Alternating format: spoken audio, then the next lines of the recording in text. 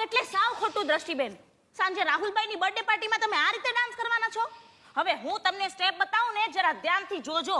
પેલા ડાબી બાજુએ લેવાનો સ્ટેપ.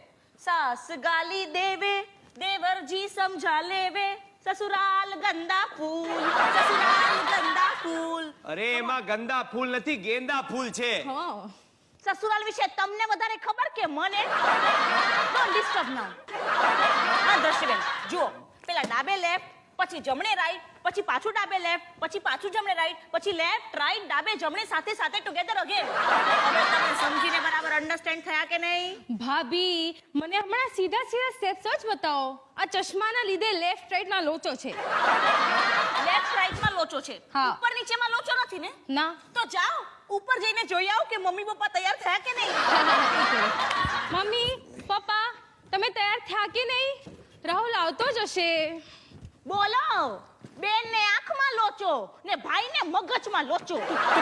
પરણી શું કામ મારા જેવા મગજમાં લોચાવાળા માણસને? તે નહોતી જ પરણવાની. આ તો મારી માએ કીધું તું કે પુરુષ જેટલો વધારે મૂર્ખ, સંસાર એટલો જ વધારે સુખી. તો મેં પણ ક્યાંક વાંચેલું અમલમાં મૂક્યો હોત ને તો આજે દુખી નો થયો હોત. શું? કે વાંકાનેરની છોકરીને તો પરણવું ન જોઈએ. મનનું? ના ના, એટલે આટલી છોકરીઓથી તો ખાસ દૂર રહેવું. એ ભાવનગરની ભાન વગરની, ચોરવાડની ચસ્કેલ, વેરાવળની વેતા વગરની ને વાંકાનેરની વંઠેલ. તે અમે લોકો રહેતા હતા વાંકાનેરમાં, બાકી મારો જન્મ બાય બર્થ તો મોરબીમાં થયો છે. તો મોરબી માટે તો ખાસ લખ્યું છે. અરે રાજકોટની રમતિયાળ ને અમદાવાદની વિફરેલ, નાગપુરની નાક વગરની ને મોરબીની તો માથા પરેલ.